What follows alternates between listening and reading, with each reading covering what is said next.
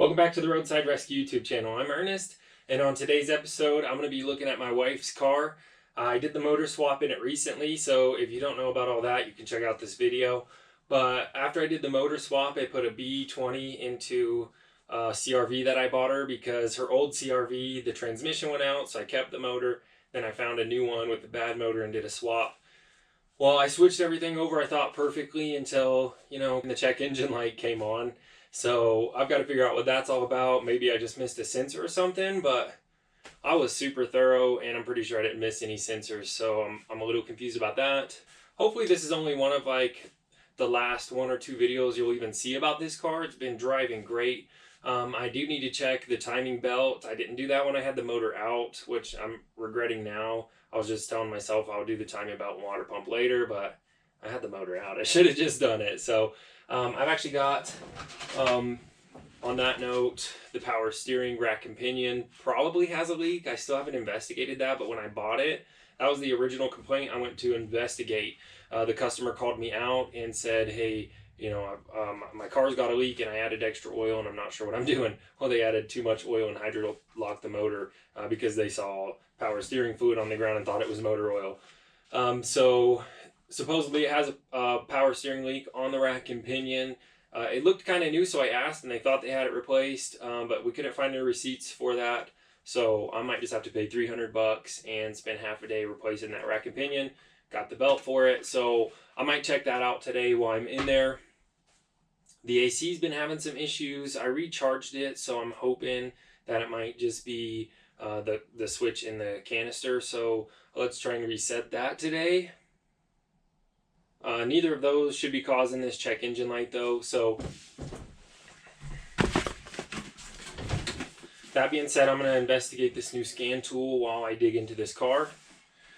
Otofix sent me this scanner. I'm not sure anything about it, but I figured I'd take the opportunity to do a little review on it while I'm fixing my wife's car today. So if you want one of these Otofix scanners, there will be a link in the description in the pinned comment with the discount for the channel.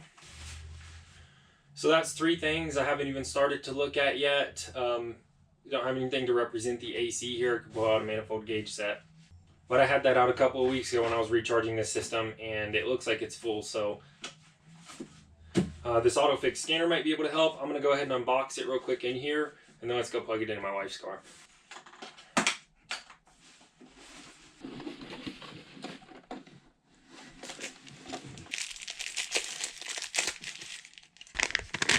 Alright, just pulling a few things out here before we look at the scan tool. Comes with obviously some charging stuff, and these cables are actually nice. It looks like you could plug in multiple devices.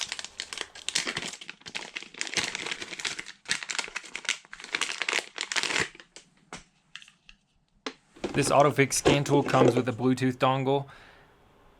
That's super nice because they always power up when you connect them to the car.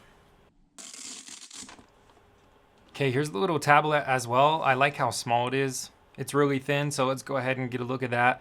I'm sure I'm gonna have to power this on and update it. So here's a look at how thin the tablet is. You can see the little charging cover on top, the power button. I love it when tablets come with a camera so you can take pictures of what you're working on while you're out there. I often have customers that'll ask for pictures of what things look like, so that's perfect. I like that it's not too big. I do use a tablet often that's really big. This one's nice and small, so it should be easy to carry around. My first impressions just picking it up are this feels super, super comfy. Don't know anything about its capabilities, but I like the camera on the back. That's always super nice to have in a scan tool. Has a nice built-in charging port there. I'm gonna get this charged up, look through it, and show you the cool things. And in case you were wondering, this is bidirectional, so that automatically makes this tool way better. Diagnosing becomes so much easier when you have a bidirectional tool. Alright, so I've gone ahead and updated the tablet. That took about an hour. I've used a ton of scan tools, and this one had just as many updates as other brands. In fact, the scan tool is powered by Autel. I've been using this scan tool for a couple of weeks now. It's also one of the only scan tools I had that would even work on this BMW. I definitely needed some of the bidirectional controls to look at this. It might appear in a video in the future, so keep your eye out, but it's not going to be anything for a serious video. Nevertheless, this scan tool really got the job done, so just wanted to let you know it worked great. So now that I've got that done, it's ready to go. While I was updating, I went and got lunch with my wife and kids. They ran to the store, so when they get back, I'm going to hook this up to my wife's car. The last thing, I was looking through the scan tool, and the service function has pretty much everything you'd need on any modern car. I'm talking about reset intervals, ABS bleeding, shock bleeding. Any sort of new car that has a sensor that needs to be reset, this has the capability. All right, my wife's back. Let's go ahead and hook this up. I've dropped this case once or twice, so let's make sure that it actually protects this. All right, CRVs are dumb. The OBD connectors on this passenger side for some reason. So let me hook this up, and I'm gonna start it because the battery dies if you don't start it every day.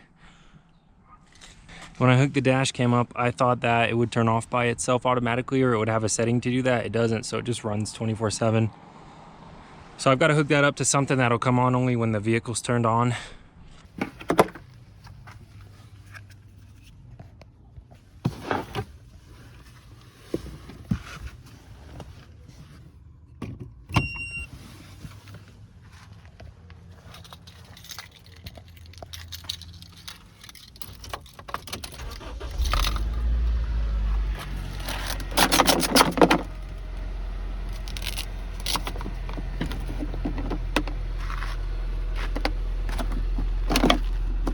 Luckily, my daughter left her baby doll for moral support.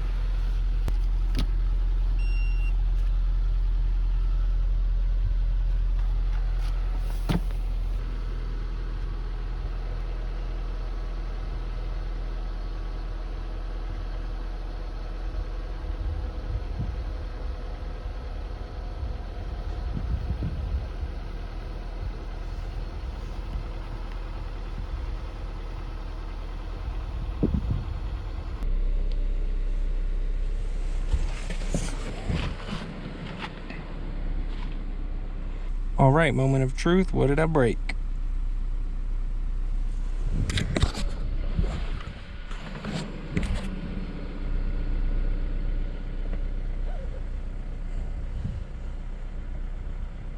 Oh, maybe I left an O2 sensor unplugged. Let's pop the hood.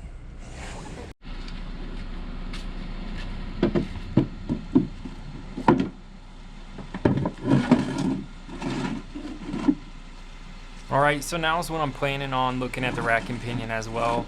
So I'm just going to drive it up onto the ramp rather than scoot under there and look at that O2 sensor connector. Let's just get it up in the air.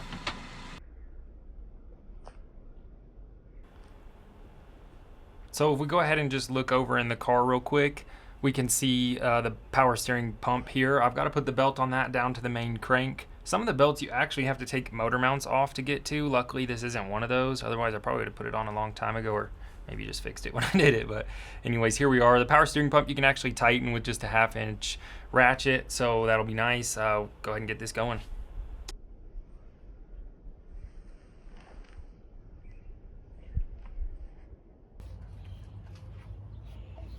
Interestingly, the previous owner, I guess, put some UV dye in here, so depending on how serious the leak is, that might help me find it. I'm not quite, sure I need it, but whatever. The belt on and everything all tightened up. You can just see that it's tight. You got to tighten it for the test, but if I got to take it off, I'm gonna have to loosen it. You can see right here is where I put that 1/2 inch drive ratchet in right there, just to tighten it up. All right, so I've got that belt on. Everything should be in place. This is topped off, but if it's sucking in air, it's probably gonna foam up out of there anyways, so I'm not sure about that. And I haven't looked at the wire for the O2 sensor, but I do remember thinking about it and thinking, don't forget to plug it in, but I can't remember actually plugging it in, so you can barely see it through all that. Let's go ahead and start this up. I'll check for the leak when I'm under there.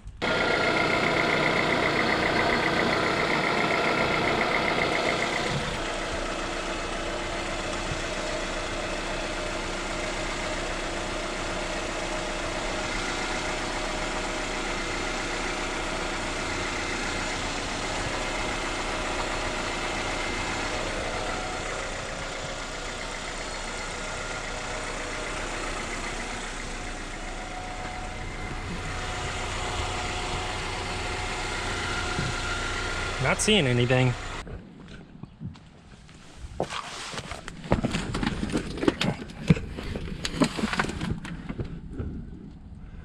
Oh, hey.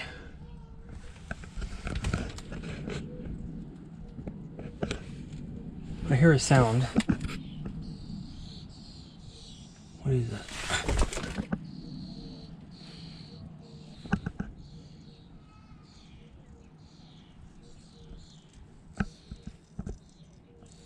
Oh, it's probably oil just pouring back into the pan from something, dripping off of something. Anyways, look. The O2 sensor isn't plugged in all the way. I don't think. I thought I was about to have to replace it. I'm trying not to touch this pipe because it's right here. It's pretty warm. Not too hot though. Yeah, let me just try and plug that all the way back together. That would be nice. And that's honestly 2 this year. That's just been an O2 sensor that hasn't been plugged in. This one's my fault though. Yep, that snapped on nice and easy. So I'm guessing that's the only problem. Let's go ahead and use that scan tool to reset everything. That'll be super nice. I've been worried about that for a month. Hard to see inside this little subframe. That's the rack and pinion inside of it. So replacing it's probably going to be a headache if I have to, but I don't see any leaks right now. So let's drive it for a couple of days and see what happens.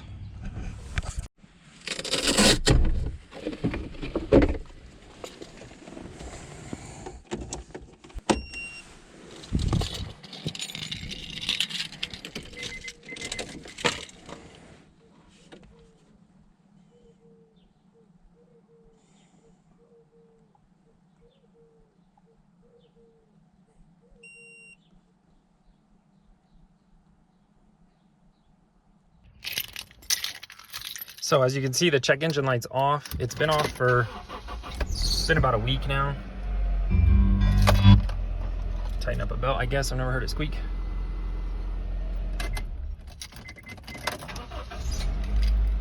Yeah, but obviously that's not coming back on, so job well done. Never mind, I guess all I had to do was turn the wheel. So clean up time. Take that belt back off and figure out what was leaking right there.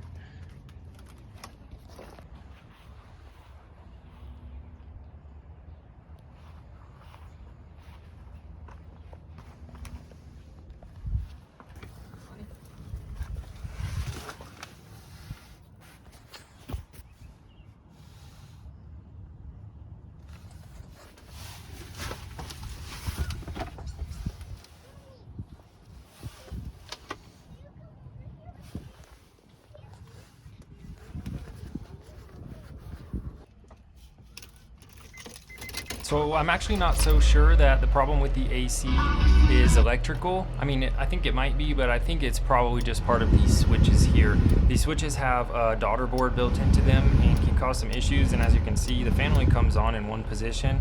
So I'm gonna update this first before I dig into any sensors in the AC system or anything like that.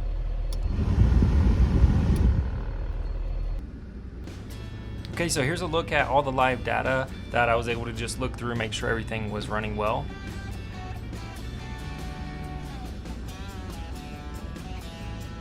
And as far as bidirectional controls go, most of those controls were those reset functions that we already talked about. So stay tuned for the AC and the power steering fix. Thanks again to Otofix for sending me this tool. If you want one, check out the links in the description and the pinned comment. Subscribe if you like this video, and I'll see you on the next episode of Roadside Rescue. That's a job well done.